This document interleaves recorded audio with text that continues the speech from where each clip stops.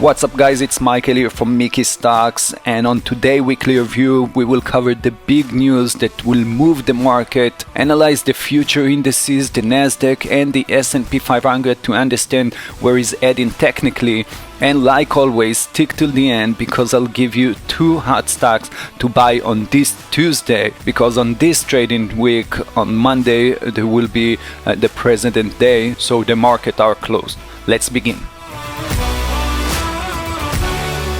So the big news will come this week on Wednesday, the FOMC meetings at 2 p.m. Eastern Time. Like always, after 3 weeks of the big meetings of the Federal Reserve, we have the textual material, so any one of you can read between the lines of the textual stuff that have been made there on the FOMC, the last FOMC. Other than that, jobless claim like always on Thursday, and on Friday, very interesting data coming 30 minutes after the opening bell, the existing home sales for January. We will see what's going on in the real estate industry.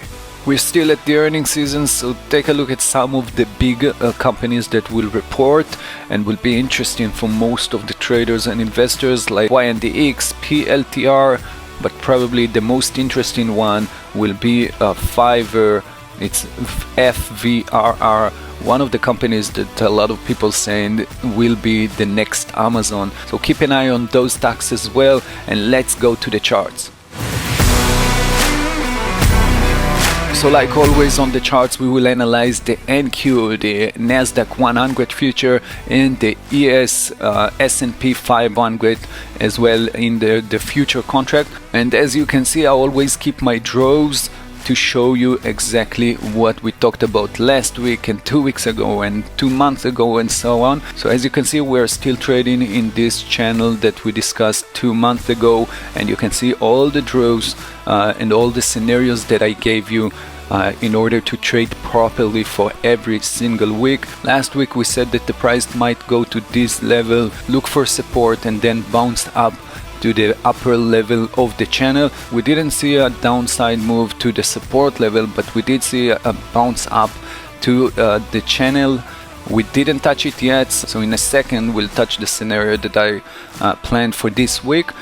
If we're looking at the the S&P 500 futures in 4-hour chart, then we can see that we definitely touched that resistance level, the upper level of the channel. We didn't go down to test those levels, but we definitely went all the way up, got rejected few times by sellers, and then only then on Friday we broke through the level. What I'm expecting for this week to see is maybe one more push to the upside, something like a false break, meaning going up, making most people believe that the price will continue much higher, and then coming all the way down. So this is what I'm expecting to see on the ES, and probably the same on the Nasdaq. So a push higher to those resistance levels, maybe even cross it just a little bit, but then collapsing, dropping down again to the support levels, at least to the 13,600. Now the reason I'm thinking this scenario will work, it's because I'm analyzing also the VIX. The VIX is the volatility index for the options in Chicago, and as you can see, every time that the VIX is going up, the market is going down, and the opposite. When the price of the VIX are dropping down, the market, the ES and the Nasdaq are going higher. But this time, let's analyze VIX and see exactly why the price of the market should drop down after a push higher. So you can look at this channel from November. We broke through that level.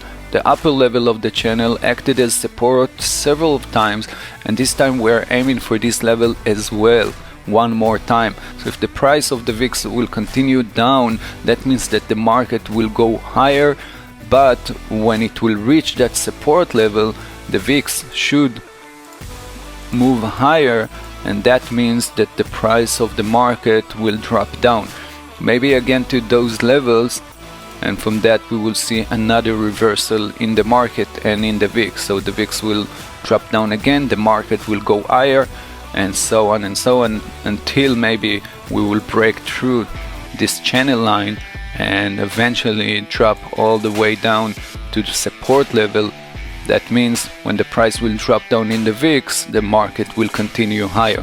So when you analyze in the NQ and the ES, most of the time you want to keep an eye on the VIX as well and analyze it too. That will give you one more clue to understand where the market is heading. Okay, last week on our hot list to buy, I gave you actually 3 hot stocks. The first one that got in and made a profit was AMRS, broke through 1220 that I gave you last week and went straight all the way up a little bit more than $17. This is about 40% of a move. Great move, and it still actually looks pretty good to the upside if you didn't enter on the first trigger. The second one that I gave you was a WKHS. This one actually didn't work. It entered at 42, just a few cents above it, and went all the way down. We might look at it in the future again. And the third one was HOFV with a trigger above 325. It didn't cross the 325, so it didn't trigger yet, but I'm still watching it. Maybe in a week or so we will have another trigger to enter.